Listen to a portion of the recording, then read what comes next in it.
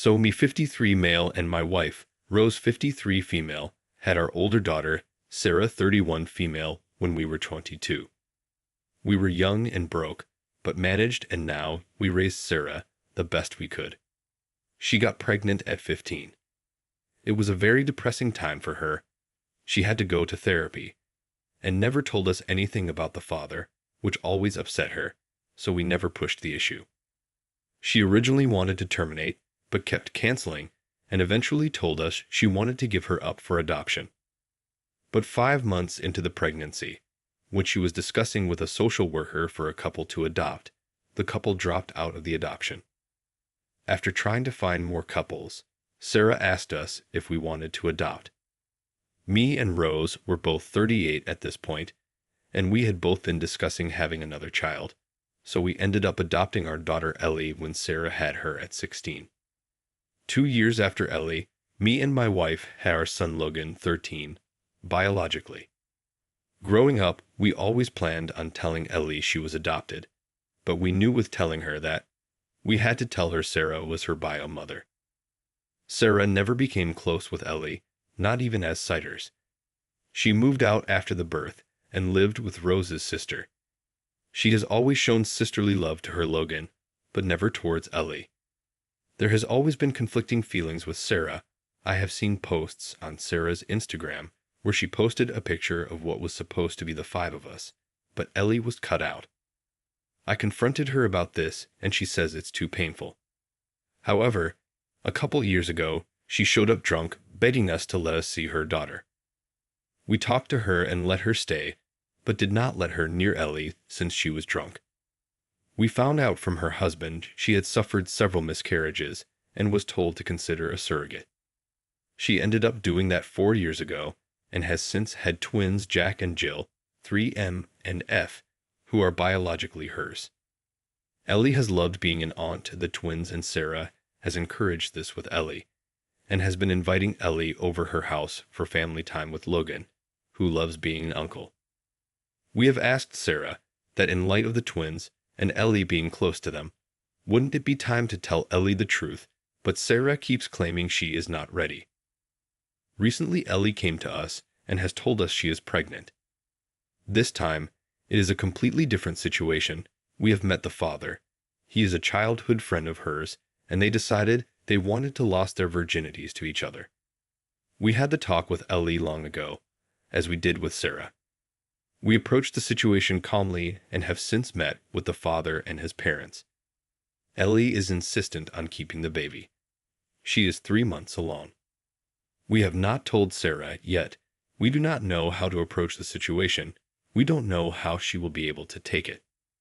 Me and my wife are considering telling Ellie the truth, but we need Sarah to be there. Update. So I decided to write in an update as I'm still getting messages on this account. First, I want to address the main issue. I was wondering about advice on what to do after finding about my daughter Ellie 15 is pregnant, but that we had the exact same situation with her older sister Sarah 31, who is actually Ellie's biological mother. Well, I decided to just focus on helping out Ellie, who is 4 months pregnant. We didn't want to stress her out by telling her about the adoption yet. In fact, we know we should have already told her a long time ago. Despite Sarah's emotions on the matter, it's not like we even knew the details on Ellie's father. So that would have been Sarah's talk. But we as Ellie's parents still should have told her the truth when she was younger. A week after I made the post, Ellie told family about the pregnancy. She had since told my parents, her boyfriend's grandparents, and then of course, she has told Sarah. Sarah didn't react well, but told her she would support her. Of course, Sarah reached out to us after, very upset, but said she was ready to talk to Ellie. First about the adoption with us, and she said that she wanted to tell Ellie about her father alone. We sat down and had the discussion. Ellie was of course upset, but calmed down after a while. She of course had questions about her father. Sarah had that discussion with her. At the time I didn't know what she was told, and it was none of our business, but Ellie told us she knows who he is and said she didn't want to reach out, so we moved on after that. The other day, I got a call from my sister-in-law, Renee 31 female, my brother's wife. She was angry and was asking what kind of sick ideas was Sarah putting in Ellie's head. She started mentioning stuff about Ellie's adoption, so after I got her to calm down, she told me what happened. She claimed that Ellie had messaged my brother Ethan 32 and told him about the adoption and wanted to talk to him. This confused me because me and Ethan don't talk much. We were never really close because we are 21 years apart. He was my mother's late child, and he always got along with mine and our sister's kids, as they were all around the same age, and Ellie only saw him on the holidays, so telling him about the details in her life didn't make sense. Renee explained to me that Ellie claimed that Ethan was her father because that is what Sarah had told her and told him that he was going to be a grandpa. I had to sit down for a while. I called Sarah, and we had a long conversation. She told me that yes, it was true that Ethan is Ellie's biological father. Sarah and Ethan were close when they were young. They were only 8 months apart. Sarah says that when they went thought puberty feelings changed and that every time she went to her grandmother's, they would hide away from everyone and have their own time. Sarah was upset talking about this, but told me that he never assaulted her and that it was always consensual. She never wanted to tell me because she was ashamed of the fact that the father of her baby was her uncle. I have since talked to Ethan as well. He denied it to Ellie over text, but told me that it was true. We exchanged a few words back and forth. Even if this was consensual, how could he sleep with his own niece? He had all these, but I wasn't hearing it.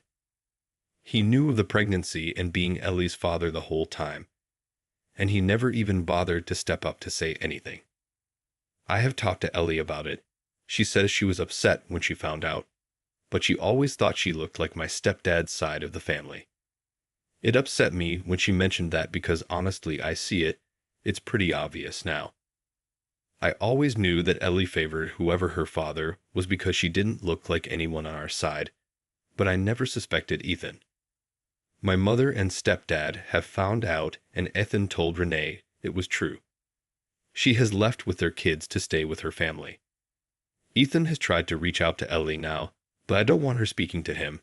I'm still her father, and I don't think she is safe being in touch with him. Ellie has shown no interest in talking.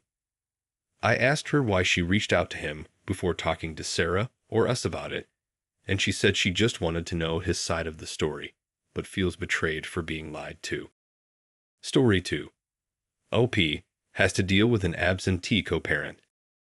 As a single mother, I try my absolute best to co-parent with my daughter's father. He always makes plans to come and spend the day with her. Then he'll no-show. No calls, no texts, zero communication. When he does decide he wants to be a parent, he'll stay with her for maybe 2 hours, then bring her back because she's too difficult to handle. If I ask why he didn't show up last time, he'll say she's so young. She doesn't know that I broke a promise to her. Yes, she is young, 1.5-year-old. I know in the long run, she'll see a pattern. Each time I get a nice photo of her, I always send it to him and his family. He will then make a social media post bragging about being the best dad ever. He then receives all this praise. World's best dad. She's so lucky to have an incredible father. If only there were more great dads like you. It really just grinds my gears that he can take credit for something he isn't. Sorry for my rant. I hope everyone has a wonderful day. First update. Not too long ago, I made a post about absent parents.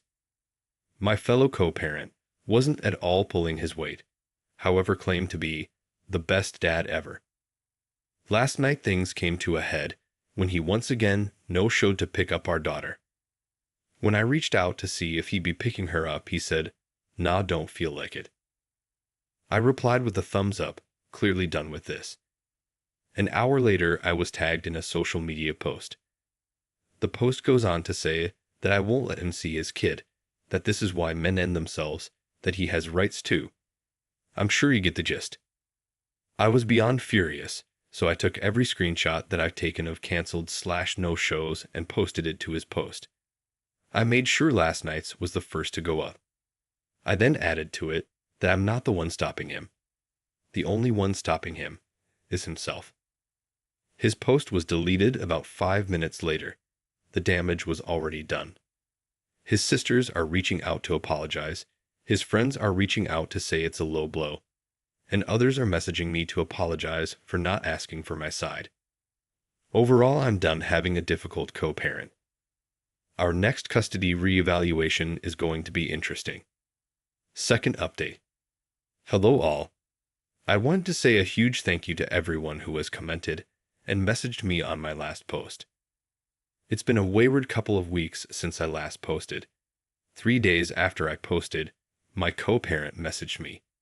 He called me all sorts of names, cried that I exposed him, told me it'll be my fault when he ends himself, and then at the end of his message turned around and told me he hoped my life ends in the most painful way possible. To this I didn't reply. A few days after, he asked for pictures of our daughter, after no showing for his planned visit again. My only reply was, if you'd like a picture of her, you best come and spend some time with her, to which I got abused for. This has been happening since. I've also copped a lot of abuse from his new girlfriend. She has also been coming to my place of employment to cause trouble. She has since been sent a cease and desist letter. This seems to have scared her off. Today was our court day. I had all the screenshots/receipts printed and ready to go. I have been granted 100% custody. The judge felt that he wasn't mentally in the right frame of mind to be able to take adequate care of our child. He blew up at the judge for this. Co-parent went as far as to say to the judge, "I hope you can sleep at night, knowing you've killed someone." He was given a last warning that if he spoke out again, he'd be in contempt of court. Co-parent ended up being taken out of the court, and he's been held. From what his mom has said, he will be going into a mental health facility. One of his sisters believes that he's been taking some hard drugs since we've been broken up. Hopefully being in a facility will help him get clean. Co-parent can have strict supervised visits. It was suggested that I have someone with me when he has visits. The text about my death was a worry. I have stood by my word and even told the courts that he is welcome to come and see our child anytime. I'd just like a heads up beforehand. All our communication needs to be done through text email. This wasn't a problem for me. This was also heavily discussed by the court. This will hopefully be the end of all the bad things that have come. I truly hope he gets the help he needs so he can be the dad our girl deserves. Thank you everyone once again. I hope you all stay safe.